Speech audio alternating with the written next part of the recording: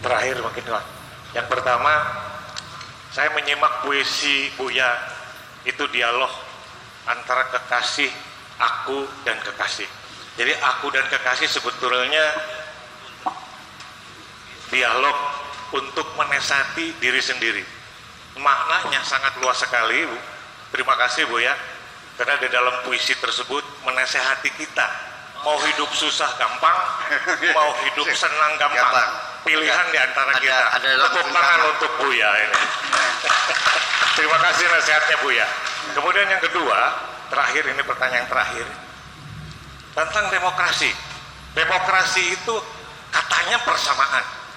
Nah, sekarang yang menjadi pertanyaan, kalau untuk mencapai kekuasaan, apakah kepala desa, apakah anggota legislatif, anggota dewan, apakah itu bupati, gubernur, presiden, apabila memberikan uang atau sembako kepada pemilih, persamaannya apakah sama-sama berdosa yang ngasih dan yang menerima uang dan sembako itu?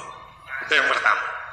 Yang kedua, manakala pemimpin yang kita pilih tersebut ternyata berbuat tidak amanah, dosanya bertumpuk dan lain sebagainya, misalnya, apakah kita juga ada persamaannya juga, sama-sama berdosa juga?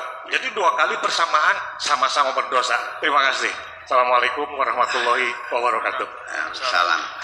Jadi memang demokrasi yang berdasarkan one man one vote itu demokrasi barat. Dulu memang demokrasi pemilihan langsung itu sangat mungkin dilakukan ketika dalam bentuk city state. City state itu adalah negara kota yang ada di Yunani, yang mungkin penduduknya 10.000, 20.000, ya 5.000 kumpul di lapangan.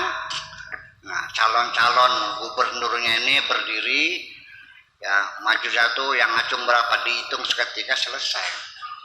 Tapi kita kan dari Sabang sampai Merauke 270 juta, ini kan nggak mungkin. Makanya kan ide besar kita kan melalui perwakilan. Ini dalam Pancasilanya kan demokrasi dengan melalui perwakilan. Tapi prakteknya langsung ya. Iya. Dirubah belum Pancasilanya? Ini kan jadi persoalan. Iya, oke deh. Nah, tetapi bagaimanapun kita harus mengakui bahwa hidup di era demokrasi ini menunjukkan bahwa kemanusiaan sedang berada di puncak peradaban, bahwa manusia sudah mulai dihormati dan dihargai, dan hak-hak asasinya adalah merupakan tuntutan dasar kemanusiaan. Ciri-ciri negara demokrasi adalah adanya kebebasan berbicara, kebebasan berpendapat, kebebasan berkumpul, dan dilibatkan dalam mengambil keputusan-keputusan publik. Ya kan begitu? Apakah itu langsung apa melalui perwakilan? Nah, di sini ketika jabatan-jabatan yang diperebutkan itu melalui pemilihan, dalam teori demokrasi nggak ada money politik dong. Artinya memilih dengan berdasarkan rasionalitas. Ya, melayakan seorang ini layak, orang ini mampu, orang ini kan begitu.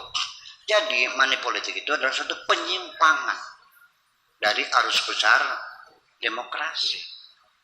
Tetapi juga saya tidak menyalahkan calon-calon pemimpin yang main money politik. Kalau rakyatnya menolak, tidak mau terima uang, saya kira tidak mungkin terjadi money politik. Jadi di situ ada dua kepentingan yang bertemu. Rakyatnya perlu duit,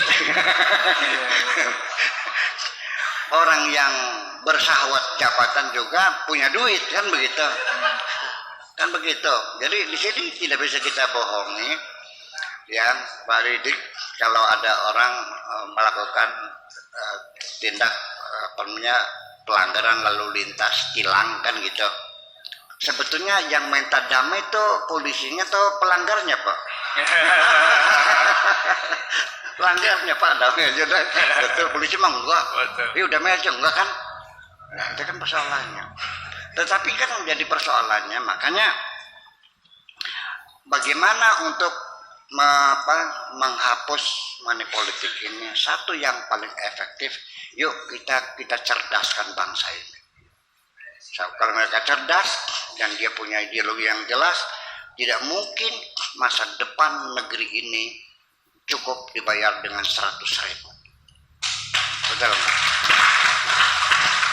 Makanya ada satu hadis Nabi gitu, bahwa nanti di kemudian hari ada seorang raja zalim masuk neraka dan rakyatnya masuk semua. Di situ rakyatnya protes kepada malaikat, wahai malaikat, yang zalim raja, kita ini rakyat dizalimi, kita mazlum, kenapa kita masuk neraka juga? Apa dosa kami? Betul, yang berdosa adalah raja melakukan kediktatoran. Nah, kami dosanya apa? Dosa kamu adalah karena kamu tidak melawan kediktatoran.